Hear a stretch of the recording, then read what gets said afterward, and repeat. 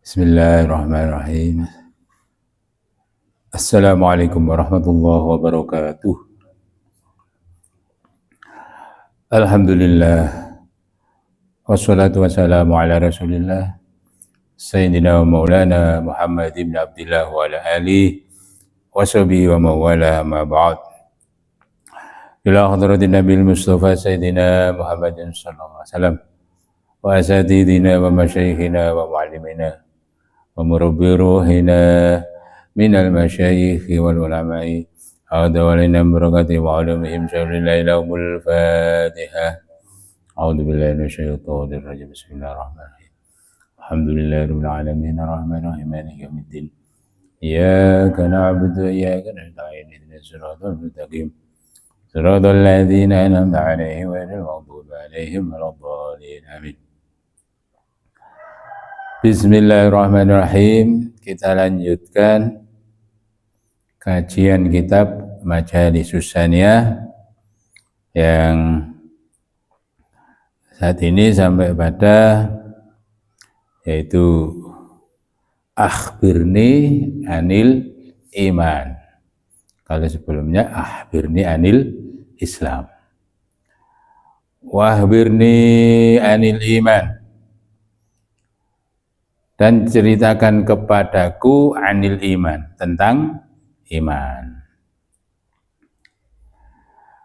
Kemudian Kanjeng Nabi menjawab, antu'mina billahi wa malaikatihi wa kutubihi wa rusulihi wa bil yaumil akhiri wa bil qadari khairihi wa syarrihi.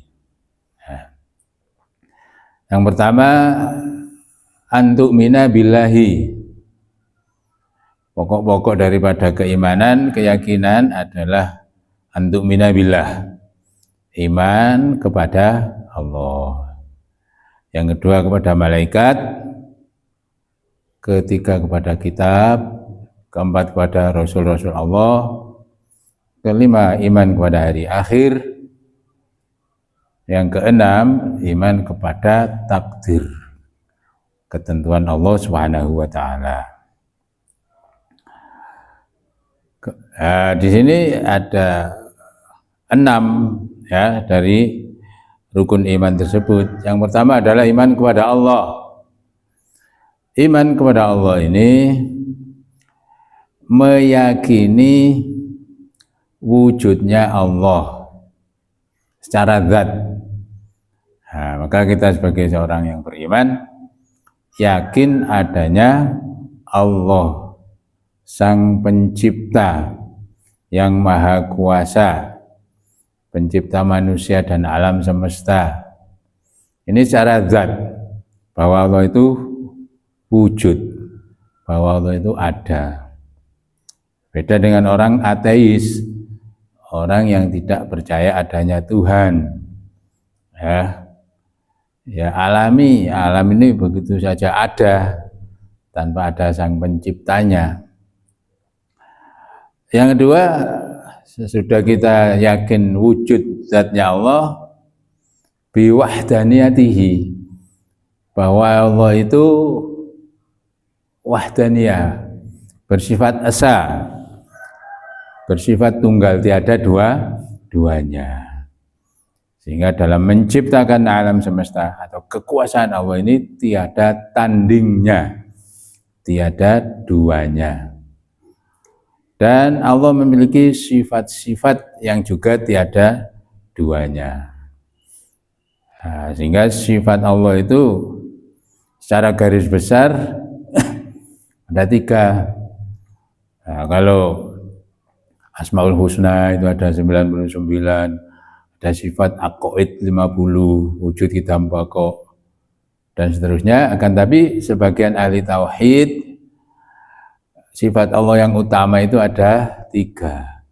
Yang pertama Al-Jalal, yang kedua Al-Jamal, yang ketiga Al-Kamal. Al-Jalal, Allah itu Maha Agung, Jalal ya. Yang kedua al-jamal, maha indah. Yang ketiga adalah al-kamal, maha sempurna. Al-jalal, Allah maha agung, maha perkasa, ya, maha segalanya, maha kuasa yang tiada tandingnya. Al-jamal, Allah itu maha indah, sehingga keindahan Allah itu kalau kita lihat ciptaannya aja begitu indah. Penciptaan alam semesta, ya, ada lautan yang terhampar luas, hutan, gunung, ya, macam-macam tanaman dan sebagainya, macam-macam binatang. Keindahan Allah Subhanahu wa ta'ala. Yang ketiga adalah al-kamal, maha sempurna, tiada kekurangan sedikit pun dari sifat-sifat Allah dan semua ciptaannya, sehingga penciptaan alam semesta ini sangat sempurna, tidak ada kurangnya, tidak ada cacatnya. Maka pergantian siang dan malam, nah ini merupakan satu perputaran dari ciptaan Allah yang membuat kehidupan ini jadi seimbang, ya. Andaikan siang saja tanpa ada malam, bagaimana kira-kira rasanya, ya? Di tengah siang hari itu aja kadang-kadang cuaca begitu panas, ya. Ini baru matahari bersinar berapa jam di bumi. Akan tapi ketika panas itu sudah sedemikian, Allah ciptakan matahari itu tenggelam sehingga menjadi dingin, ya. Kalau misalkan malam terus, ya, mungkin dunia ini beku, ya. Kutub utara selatan aja yang minim sinar matahari demikian menjadi beku. Maka pergantian siang dan malam ini menunjukkan kemahasempurnaan Allah Subhanahu wa ta'ala.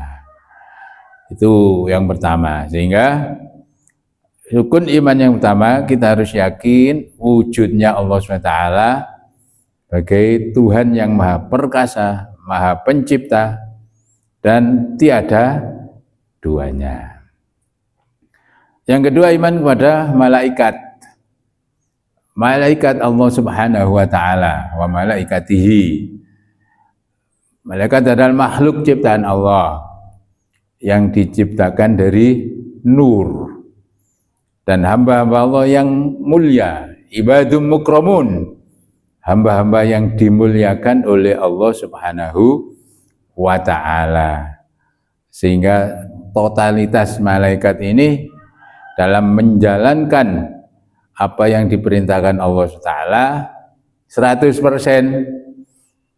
tidak ada kurangnya, karena sejak dicipta sampai nanti hari kiamat sesuai tugas masing-masing.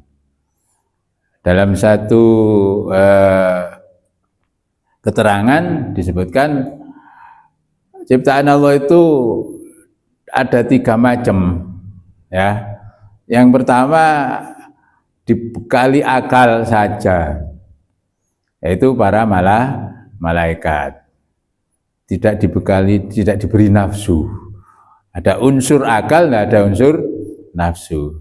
Sehingga tidak ada macam-macam malaikat itu, nyeleweng, nyimpang, korupsi, tidak ada. Jujur, ya, karena hanya ada unsur akal. Yang kedua, hanya ada unsur nafsu, yaitu binatang-binatang itu, sapi, kerbau, dan lain-lain jenisnya. Ini hanya diberi nafsu, sehingga hidupnya ya hanya untuk enak-enakan, makan, tidur, makan lagi, dan seterusnya. Ini adalah makhluk Allah yang hanya diberi unsur nafsu. Ada yang diberi unsur akal dan juga unsur nafsu. Ini manusia, ya. unsur akal juga diberi, unsur nafsu juga diberi.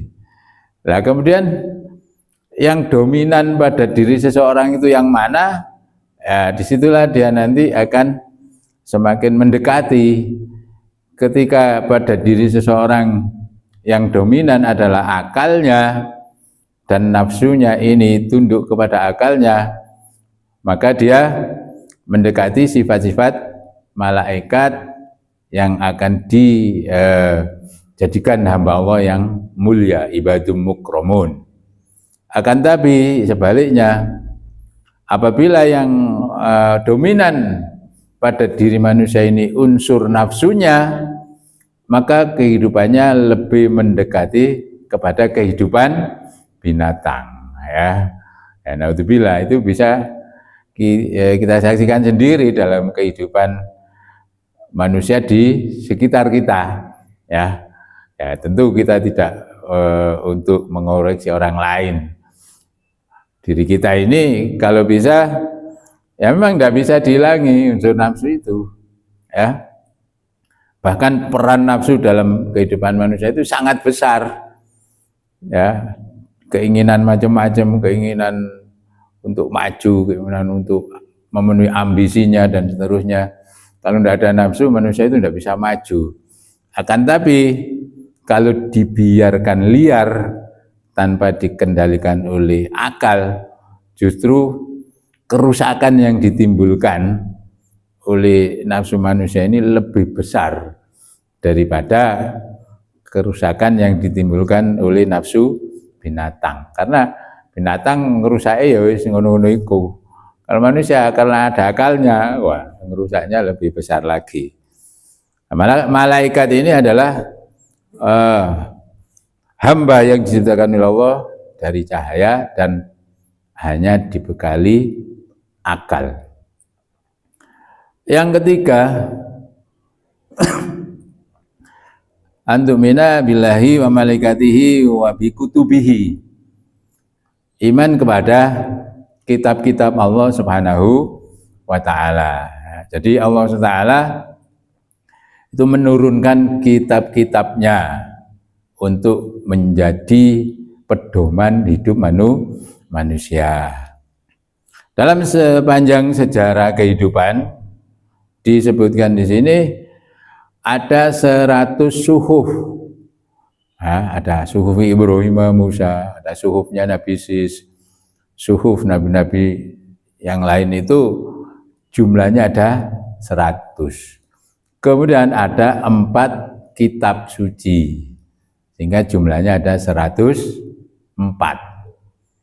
Ya, dari 104 itu dirangkum ke dalam 4, yaitu Taurat, Injil, Zabur, Taurat, Zabur, Injil, Al-Quran.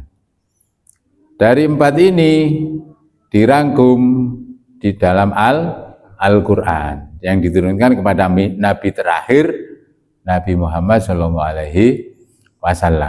Ya. Dari keseluruhan Al-Quran ini dihimpun dalam, makanya disebut Ummul Quran, yaitu surat Al-Fatihah.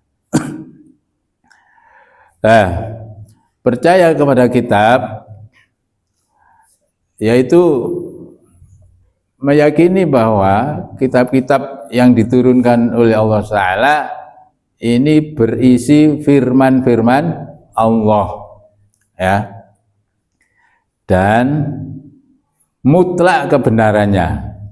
Jadi kitab-kitab suci ini adalah kebenarannya mutlak dan harus diyakini, tidak boleh ragu-ragu. Jadi apapun yang terkandung dalam kitab suci ini firman Allah yang kebenarannya mutlak, tidak boleh diragukan. Nah, tentang isinya itu ada ketauhidan, ada tata cara ibadah, fikih, ada akhlak-akhlak yang mulia, ada sejarah-sejarah umat-umat terdahulu. Sehingga tidak boleh sedikit pun kita meragukan apa yang tercantum di dalam kitab suci, khususnya kalau yang terakhir adalah kitab Al-Quran. Kalau Al-Quran katakan benar, ya sudah benar. Kalau Al-Quran katakan haram, ya haram. Halal, ya halal. Ya. Baik menurut Al-Quran, baik. Buruk menurut Al-Quran juga buruk. Ya. Itu keyakinan yang harus kita pegang dalam keimanan kita. Jadi akan tapi jangan lalu akhir-akhir ini banyak sekali yang digunakan untuk kepentingan pribadi, kepentingan golongan dan sebagainya. Ya. Ayat suci, kitab suci di atas ayat konstitusi. Wah, sehingga seakan-akan aturan-aturan yang dibuat oleh manusia ini tidak boleh diikuti. Ya, harus ikut ayat suci. Ya. Kalau kita sebagai hamba Allah yang beriman, ya, kalau enggak berarti kafir. Nah ini ya juga enggak gitu juga, ya. Karena dalam kehidupan sehari-hari antar manusia ini juga butuh aturan dalam menerjemahkan, ya, substansi dari kitab suci ini. Kadang-kadang perlu ada kontekstual, ya. Jangan hanya tekstual tapi juga kontekstual. Konteksnya dalam kehidupan apa, ya. Contoh, ada seorang kiai yang nyuntuhkan dalam kehidupan konteks kita sehari-hari itu lebihan gano saiki iku kendaraan wake ono lalu lintas embong butuh embonge dhewe, ono aturan lampu merah berhenti, lampu hijau jalan, lek kuning hati-hati. Kanon di Al-Quran, apa itu? Wes terjang aja, itu tidak ada di Al-Quran. Kacau, ya. Karena ini untuk ketertiban, ya, kehidupan bermasyarakat, ya harus diikuti. Jangan karena tidak ada di Al-Quran. Lampu merah terobosan dari tabrakan, kan. Jadi kontekstual, ya. Di samping tekstual juga konteksnya itu apa, gitu loh. Maka di dalam mengimplementasikan ayat-ayat Al-Quran dalam kehidupan sehari-hari, ini juga tidak sembarang orang lalu lek gak manut ini kafir, lek gak manut ini ya sesat dan seterusnya. Ada ilmunya sendiri-sendiri, ya. Nah, oleh karena itu kita harus bijak, ya, mengikuti Al-Quran itu berdasarkan bimbingan para ulama. Ulama kita ini sudah dalam memahami ayat-ayat Al-Quran ini di samping tekstual juga kontekstualnya, ya, sehingga jangan mudah-mudah terseret kepada pendapat-pendapat yang tidak bertanggung jawab. Ya benar, kitab suci itu di atas konstitusi, cuma lihat konteksnya. Keyakinan-keyakinan tentang hukum halal, haram, dan sebagainya itu sudah baku, cuma dalam kehidupan bermasyarakat, ya, ini dilihat konteksnya. Selama ini tidak bertentangan dengan Al-Quran, ya kita jalankan, tidak apa-apa itu, apapun namanya, ya. Itulah 3 dulu, ya. Nanti kalau semuanya ada 6, tinggal Rasul, hari akhir, dan takdir. Yang pertama kepada Allah, kita yakin Allah yang maha perkasa, maha sempurna, maha indah.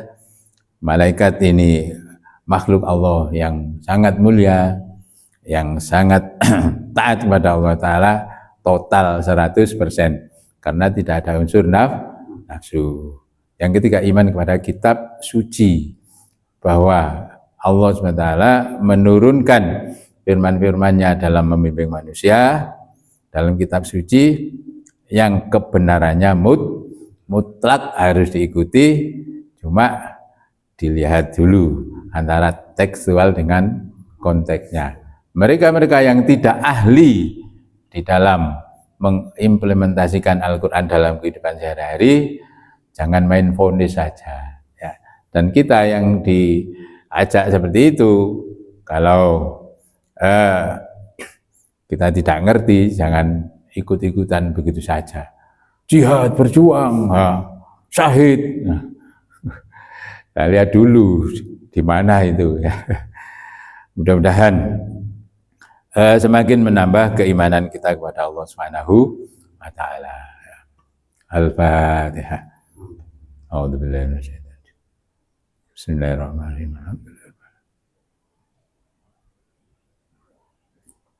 Assalamualaikum warahmatullahi wabarakatuh.